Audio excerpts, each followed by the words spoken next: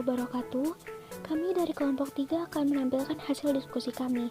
Sebelumnya, saya akan memperkenalkan anggota kelompok saya. Yang pertama ada Anita Prima Putri, yang kedua ada Emma Apriani, yang ketiga ada Oktav Yolanda, dan yang terakhir ada Rahma Fiona Citra Raymond. Nah, pada video kali ini, kita akan membahas mengenai apa itu feminisme dan sejarah feminisme.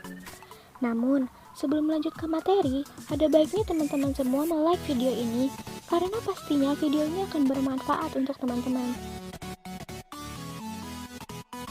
Membahas tentang feminisme, tentunya kita semua pernah mendengar istilah feminisme. Nah, apa sih yang pertama kali kalian pikirkan jika mendengar istilah feminisme? Apa sih yang dimaksud dengan feminisme? Feminisme merupakan ideologi yang sudah berkembang di berbagai belahan dunia, termasuk di Indonesia. Pada dasarnya, feminisme merupakan suatu ideologi yang memberdayakan perempuan. Perempuan juga bisa menjadi subjek dalam segala bidang dengan menggunakan pengalamannya sebagai perempuan. Feminisme muncul karena tidak adanya kesetaraan peran antara laki-laki dan perempuan. Keberadaan kaum perempuan didominasi oleh keberadaan kaum laki-laki yang kebanyakan menindas perempuan. Kaum perempuan tidak boleh mengeluarkan pendapatnya. Peran perempuan adalah untuk mengasuh anak dan tidak boleh bekerja di luar. Aku tidak ingin seperti itu. Kedudukan perempuan lebih rendah daripada laki-laki. Bahkan, perempuan dianggap sebagai second sex atau warga kelas 2. Hal tersebut menunjukkan adanya diskriminasi gender yang membandingkan antara peran laki-laki dan perempuan, sehingga menimbulkan suatu gerakan yaitu gerakan feminisme.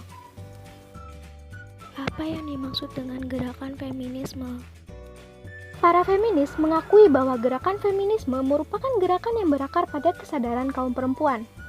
Perempuan sering berada dalam keadaan ditindas dan dieksploitasi, sehingga penindasan dan eksploitasi terhadap kaum perempuan harus diakhiri. Selain itu, gerakan feminisme bertujuan untuk memperjuangkan kesetaraan dan kedudukan martabat perempuan dengan laki-laki, serta kebebasan untuk mengontrol raga dan kehidupan mereka sendiri, baik di dalam maupun di luar rumah. Bagaimana dengan teori feminisme? Teori feminisme memfokuskan diri pada pentingnya kesadaran mengenai persamaan hak antara perempuan dan laki-laki dalam semua bidang. Teori ini berkembang sebagai reaksi atau fakta yang terjadi di masyarakat, yaitu adanya konflik kelas, ras, dan terutama adanya konflik gender.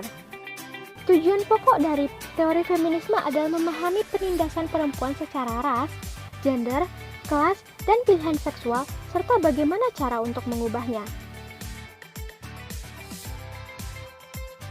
Berarti feminisme itu sama dengan upaya pemberontakan terhadap kaum laki-laki. Nah, ini yang harus diluruskan. Feminisme bukanlah upaya pemberontakan terhadap laki-laki. Upaya melawan pranata sosial seperti intuisi rumah tangga dan perkawinan, ataupun upaya perempuan untuk mengakhiri kodratnya. Melainkan upaya untuk mengakhiri penindasan dan eksploitasi perempuan. Dalam hal ini, sasaran feminisme bukanlah sekadar masalah gender, melainkan memperjuangkan hak-hak kemanusiaan. Oleh karena itu, feminisme mengkehendaki kemandirian perempuan, tidak hanya tergantung pada kaum laki-laki. Bagaimana sejarah perkembangan feminisme? Gerakan feminisme dimulai sejak akhir abad ke-18 dan berkembang pesat sepanjang abad ke-20 yang dimulai dengan penyuaraan persamaan hak politik bagi perempuan. Di akhir abad ke-20, gerakan feminisme banyak dipandang sebagai gerakan critical legal studies yang pada intinya banyak memberikan kritik terhadap logika hukum yang selama ini digunakan. Sifat manipulatif dan ketergantungan hukum terhadap politik, ekonomi, peran hukum dalam membentuk pola hubungan sosial dan pembentukan hierarki oleh ketentuan hukum secara tidak mendasar. Setelah Revolusi Amerika pada tahun 1776 dan Revolusi Prancis pada tahun 1792, berkembanglah pemikiran bahwa posisi perempuan kurang beruntung daripada laki-laki dalam realitas sosialnya. Situasi ini mulai mengalami perubahan ketika datangnya era liberalisme di Eropa dan terjadinya revolusi Prancis pada abad 18 yang merambah ke Amerika Serikat dan ke seluruh dunia. Menjelang abad 9, feminisme lahir, menjadi gerakan yang cukup mendapatkan perhatian dari para kaum kulit putih di Eropa.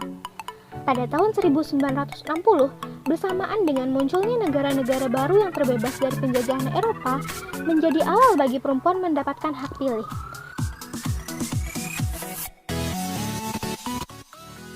Bagaimana perkembangan feminisme di Indonesia? Nah, gerakan feminisme di Indonesia dimulai sejak masa pra-kemerdekaan. Gerakan feminisme ini ditandai dengan munculnya berbagai tokoh perempuan yang rata-rata dari kalangan atas seperti Kartini, Dewi Santika, Cut Nyak-dien, dan lain-lain. Mereka berjuang mereaksi kondisi perempuan di lingkungannya. Pada masa kemerdekaan dan masa Orde Lama, gerakan feminisme terbilang cukup dinamis dan memiliki bargaining cukup tinggi.